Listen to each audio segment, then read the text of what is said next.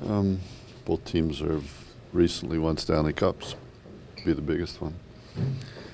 And of course, you talk so much about fundamentals, and they take advantage of the other team's mistakes, like last night when they jumped on the bad line change by Detroit. You leave it to Game 7, there's 3 or 4 things that always come into it. One is a surprise play, which that is during a game. So officiating, injuries, surprise plays, bad goals. Did you prepare for the Blackhawks even before you knew what was going to happen last night? I mean, because it goes into overtime, you don't know who you're playing until like 8 or 9 o'clock last night. I think every team this year, based on the Blackhawks start to the season, everybody prepared at some point to play the Blackhawks because they knew that they were going to be a home ice team. And that's what everybody did, not just us. How are you preparing differently to play back-to-back games?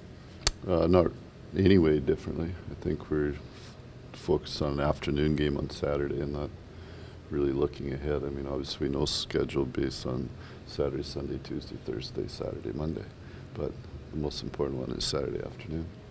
Jared Stahl going to see some action this weekend? I have no further update on Jared Stahl, and there won't be any update on him unless you give us an update on somebody from Chicago.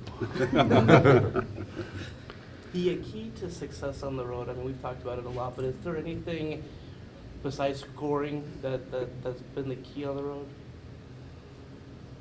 Based on? You know, 3 goals in San Jose. I mean, obviously you'd like to get more goals, but is there something else that's been happening out there? I think there's been 3 overtime games. Yeah. We've won 1, and San Jose won 1, and St. Louis won 1. And 1 was won by St. Louis in the last minute, so what's the difference? Not much. For you, what's been the most impactful thing that Voinov has done this postseason?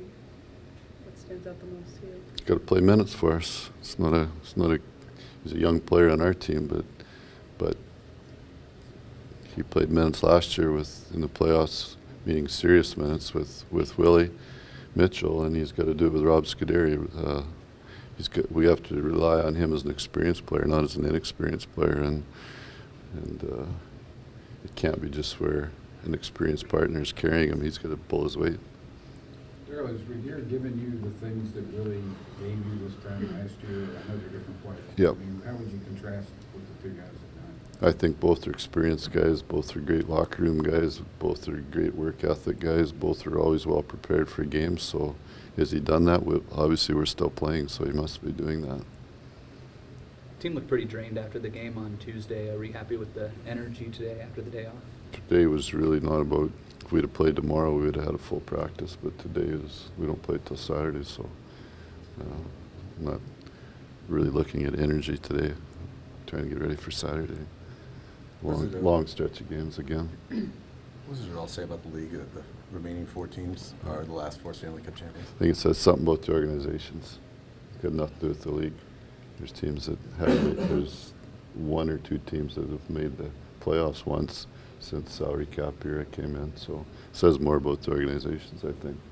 And quite honestly, last night it was the 5 teams, not just the 4. So it tells you something about the ability to sustain and how hard it is to win it, quite honest, when it's continually different teams. But if you can stay in the top and you can be a playoff team, then you have an opportunity.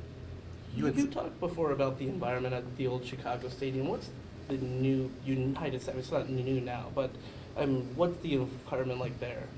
Is it one of the? It's a great ones? environment. Yeah. I coached in the last, when we moved from the Chicago Stadium to the United Center in the last 48-game season, and we got beat in the conference finals that year, and it's a great environment. And the reason it's a great environment because you have good hockey teams. When you don't have good hockey teams, you don't have a good environment.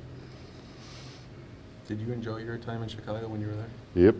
Young guy, old guy, single guy, married guy, with children, lots of sports, 2 baseball teams, football team, great basketball team, really good hockey team, so enjoy it, yeah.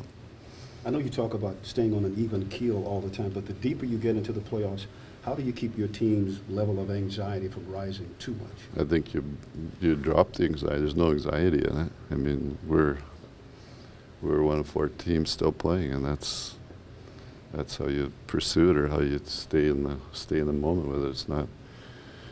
It's just that.